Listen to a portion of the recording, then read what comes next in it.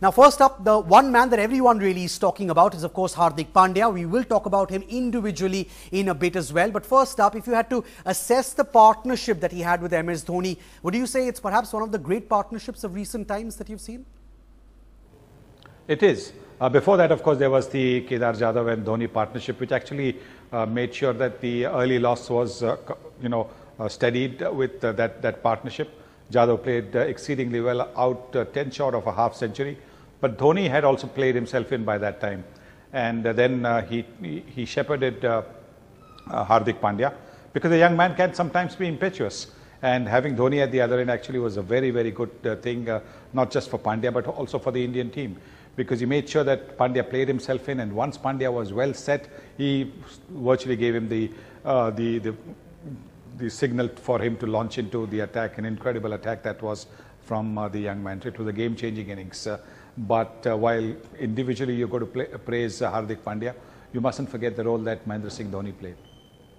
Absolutely, and we will of course talk about Dhoni as well with you in just a bit. But sticking to Hardik Pandya for now, how would you analyze the talent that he brings to the table? Can he perhaps be the fast bowling all-rounder that India has been waiting for a long time now?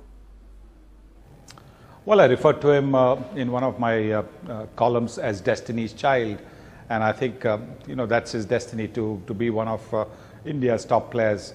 And certainly the way he's begun his international career at the one-day level, at the test level, at the T20 level, does augur very, very well for India. I think the 2 years experience before the 2019 World Cup will mean that by the time he gets to the 2019 World Cup, he really could be the match winner that India is looking for. High praise there from Mr. Sunil Gavaskar for Hardik Pandya, calling him Destiny's Child. Now, from a youngster, sir, let's switch focus and talk about a veteran and talk about MS Dhoni. There's, of course, no doubt that he is India's #1 crisis man, especially in this format of the game. What is your take on the innings that he played on Sunday? Starting slow, guiding Hardik, making sure the team doesn't lose any more wickets, and then, of course, shifting gears. Well, it tells you of his maturity.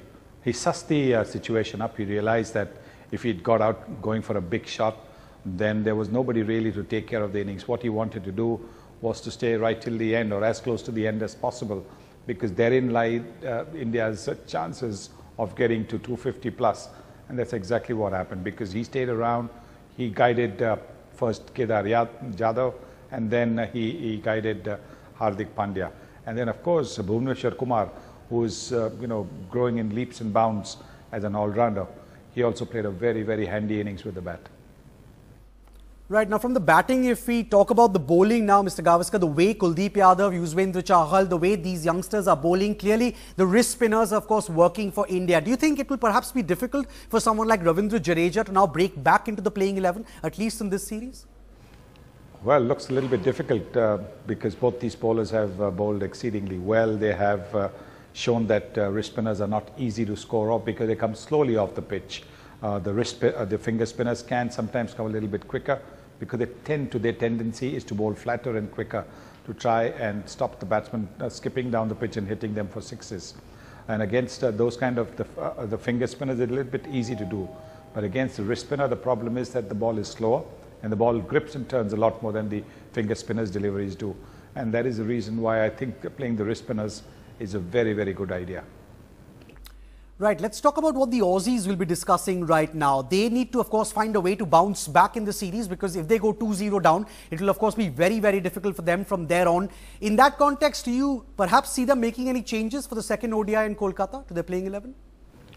Well, I would expect that they will look at getting maybe another bowler in, another quick bowler. Faulkner's making a comeback to the team, but he looked out of sorts. He gave away, 67 runs in his 10 overs. So they might look to get maybe a Kane Richardson in to give just that little bit of thrust in case they get early wickets like they did with the two opening bowlers. They needed a third threatening opening bowler. So I think Australia will look to make that one change in their lineup. Maybe they'll look at Adam Zampa, because he gave away plenty of runs, but he's also a wrist spinner. And if he gets the ball to grip, he can also be a dangerous bowler. So I think that really is the one change that the Australians will look to. Maybe one They might look to get in the finger spinner Ashton Agar in place of Zampa. But I think their bowling is the one that needs a little bit of strengthening. All right, one final question, sir, this evening for you. Australia, of course, now 0-1 down, but there are still 4 matches left to play in this series. Yeah, and you would say it's perhaps too early, really, to write off the Aussies. Oh, definitely. Don't write the Australians off. I think in Steve Smith and David Warner, they've got 2 world-class players. We saw the way Glenn Maxwell threatened India. So I think they certainly have the batting. The bowling, I think, is where they need to have one more threatening bowler. They had Cummins and Coulter Nile bowling so well, but there was nobody after that. If they'd had a wicket-taking bowler, somebody quick, maybe a Kane Richardson coming into the team, then India could have really been stretched. But yes, I think this Australian team is a team which will bounce back. And I'm not saying that they'll win the series, but I don't think India will find it as easy as they did against the Sri Lankans, not with the Australians. The Australians never give up.